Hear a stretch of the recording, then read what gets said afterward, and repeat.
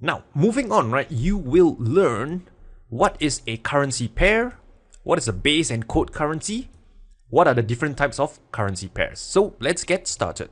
Number one, what is a currency pair? So one thing to note is that you trade currency in pairs, not as a standalone. So just like, when you go to a supermarket to buy an orange, you don't say, hey, I want to buy some orange. They will tell you, yeah, you want to buy some orange, right? But you have to, exchange, right, your money for an orange. So same thing for currency pairs, right? When you want to trade currencies, you have to exchange one currency for another currency. You can't just say, I want to buy some euros. Then the other person on the other party will be thinking, sure, you want to buy some euros, so what are you giving me in exchange? So this is why currency pairs, or rather why currencies, right, trade in pairs, not as a standalone. So in essence, right, currency pairs help you measure a currency's value against another currency. So for example, let me explain, right, euro against the dollar. So when you, let's say, buy the euro dollar, in essence, what you're doing is you're buying the euro currency, all right, and you're selling the US dollar. So in essence, right, when you are buying the euro, you're giving the other party US dollars in exchange for the euro currency. So just like you're buying an apple from the supermarket, you're giving your money in exchange for that apple. So it works in pair. Likewise, for dollar against the yen, you are buying the US dollar, and in return, right, you give the other party Japanese yen. Make sense? Moving on. What is a base currency, or what is a base currency? So let me explain. A base currency is, in essence, right, the first currency that appears in a currency pair.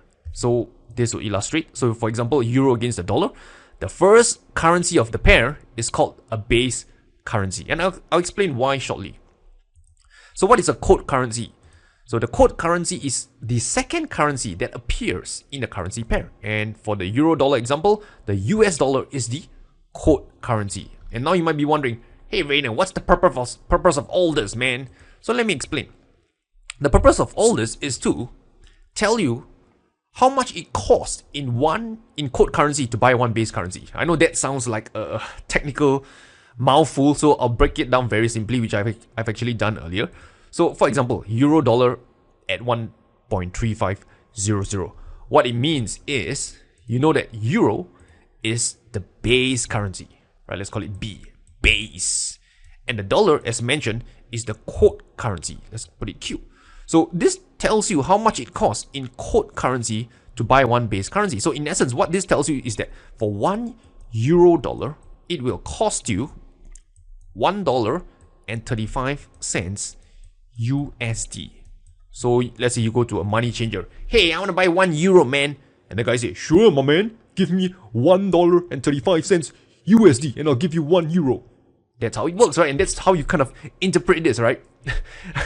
Okay, it tells you how much it costs in code currency to buy one base currency. And I think that should be pretty self-explanatory. If you don't understand this, just rewind this video and I'm pretty sure you'll get it. So when you're trading currencies, right, there are different types of currency pairs, and I'll explain what are the 3 different types of currency pairs that you'll encounter. Number 1 is what we call the major currency pairs. Number 2, we have cross-currency pairs. And number 3, exotic currency pairs. Ooh la la.